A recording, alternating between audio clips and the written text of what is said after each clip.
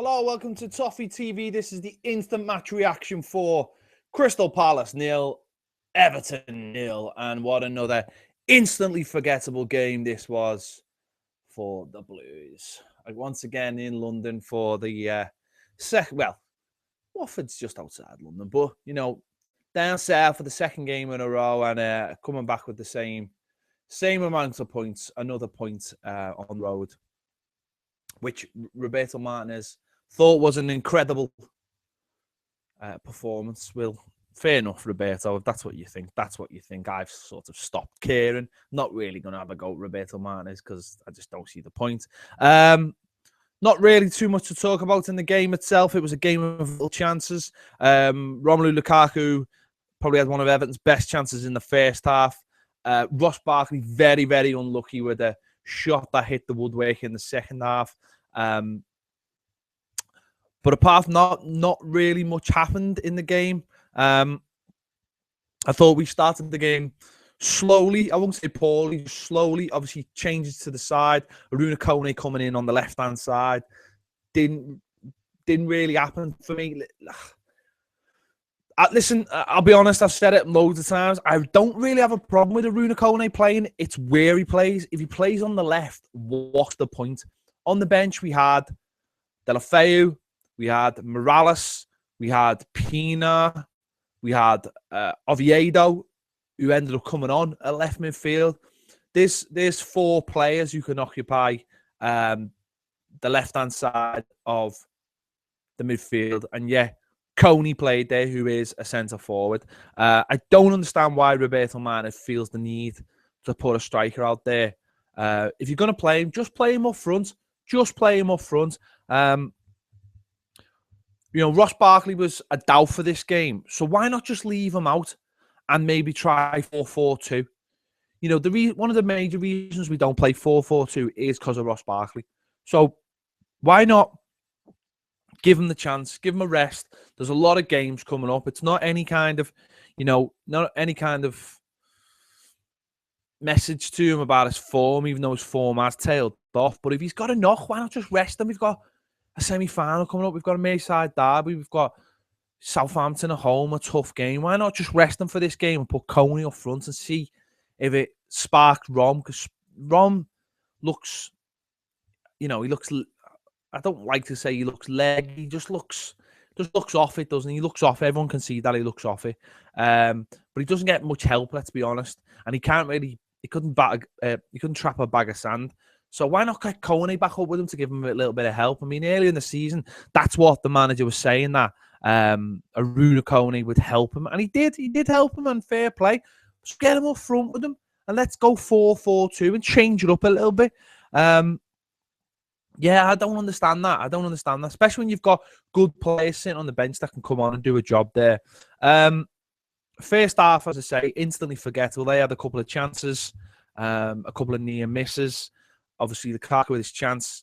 Seamus Coleman had a really good chance at the back post. He sort of headed when he came to it. It was almost like he didn't believe the chance was on and sort of just didn't get a good enough connection. Went in 1-0, sorry. Came out second half, and I thought we started brightly. I thought we were doing all right, as I mentioned. Ross hit the bar. I thought Seamus Coleman got brought down in the box. It was also a shout-hand ball. Seamus Coleman, actually, he got punished for being honest. He got fouled and then jumped up straight back up. And the referee just sort of acknowledged the fact that he'd been fouled. The player who fouled him certainly knew he fouled him because he apologised for it. So I think they got away with that. And then obviously James McCarthy. James McCarthy was on a yellow card. Again, listen, poor man management this. If you're on a yellow card, James McCarthy's running around. He knows, he knows there's a sending off there. Why doesn't the manager say, listen, James, come off. We've got Mo Besic here. We can put Mo Besic on. It's not going to disrupt the team too much. That's for me. That's where I think this manager just lacks. He doesn't see things like that. I don't quite understand why he doesn't see things like that. McCarthy gets sent off. It's the sending off as well. Listen, you're going to get sent off. Get sent off for smacking someone or I don't know, something dirty at least. Obstruction. Blocking off Balassi on the halfway line. What is the point? What is the point of that? What an absolutely ridiculous yellow card. Kone came off. Mo Besic came on. And I tell you what, for 10 minutes afterwards, we looked really bright, especially down the right-hand side. Palace looked so lacking in ideas other than to just throw the ball in the box, which we dealt with quite easily. And we looked really good. And I thought if we could have got someone down the right who could have hit that space, we could have really got results out of it. And we started to tail off a little bit, and then he took Alan Lennon off. Now the belief is Alan Lennon had an injury. Now, fair enough, if he had an injury, he had an injury. He didn't really look like he had an injury, but he never really looked like he was knackered against West Ham when we took him off them. He replaced him with Oviedo, and I thought that was basically the signal that we were happy to take a point. Because of how industrious Alan Lennon is. And I just felt once that happened, though, we started to retreat and drop deeper and deeper and deeper, as you're likely to do, especially when a team are hitting diagonal balls into the box. And we never really attacked much after that, not even on the break. And quite frankly, we were just poor. And, again, I don't know whether it's confidence issues or players not believing what the manager's sending them out there to do, but we look poor again.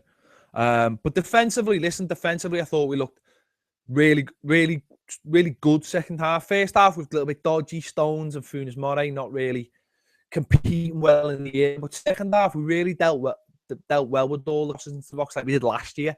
And Joe Robles was outstanding. He made a couple of really outstanding saves again, like he did at Watford. And we were good in defence. We defended as a team. We got back. We got numbers in there. We made it hard for Palace, who had, have got a lot of players who are good in the air, who've got that kind of ability. But we dealt with it quite well. So that's promising. That's promising. Been very negative recently on this channel, and we're very conscious of that. But I thought defensively, we were positive in the second half. Palace could have done better, and maybe a better side would have done better, but we dealt with what we had to deal with. And recently it's been said that, we can't deal with balls into the box, or we can't deal with set pieces. And I thought second half, later on when we were really under the cosh, we dealt with them. So that's, fair play for that. And if that's what the Oviedo sub was sort of meant to bring, Brent, to bring that little bit of, because you can't, there's no one to replace Lennon. Don't get me wrong, there's no one to replace his work ethic. But I just thought at that time, Palace were on their arse, essentially. And if we had a good go with them, we'd get something out of the game. But Roberto Manes chose to take what he had, take a point with 10 men for whatever, 40 minutes or whatever. That's his prerogative. You can understand he's under pressure. Another defeat was just going to pile more pressure on him. And to be honest, let's be honest, a lot of us have called for him to be a lot more pragmatic. And he was pragmatic, so I can't really have a go with him too much about that. You could have brought a Morales on. You could have brought, a Pina probably could have done the job there. But let's be honest, he's nowhere near got the legs that Lennon has. But we dealt with it. Listen, it's another point. It gets us to the 40 mark. Woo! We're up to 12th. Woo! Got to take the positives, haven't you? You've got to take the positives out of the game. Slight injury worries to Leighton Baines. Soft tissue injury. We knew that was coming. So yeah, there's, Lennon might have a knock, but that's the way it is when you've got a lot of games. That's why, you've got to rotate your squad, which we don't really do. We don't really rotate our squad. So 0-0, not a great performance, not a great game. It's a point. We'll take a point, I suppose. Not really too happy with it. This golden team looks very, very average at the moment and lacking in confidence. But the back four, clean sheet, Joel Robles, growing in stature, exactly what you need him to do ahead of some 3 really tough games. And we know now that it's going to be Manchester United in the FA Cup, which is going to be really tough because at West Ham tonight on the counter-attack. They looked frightening. But we know they don't always play like that. And I'd rather play them than West Ham because it's West Ham. So, you know, it's not easy to do these videos when you've just drawn 0-0. It really isn't. I'm trying my best. Make sure you catch me and Baz. We'll be doing the final word. That'll probably last about 5 minutes longer than this video will. Make sure to catch Baz's reaction video if he's bothered to have done one. Don't forget to subscribe and all those things that we always tell you to do every single week. And thanks for watching as well. And we'll see you later on Toffee TV.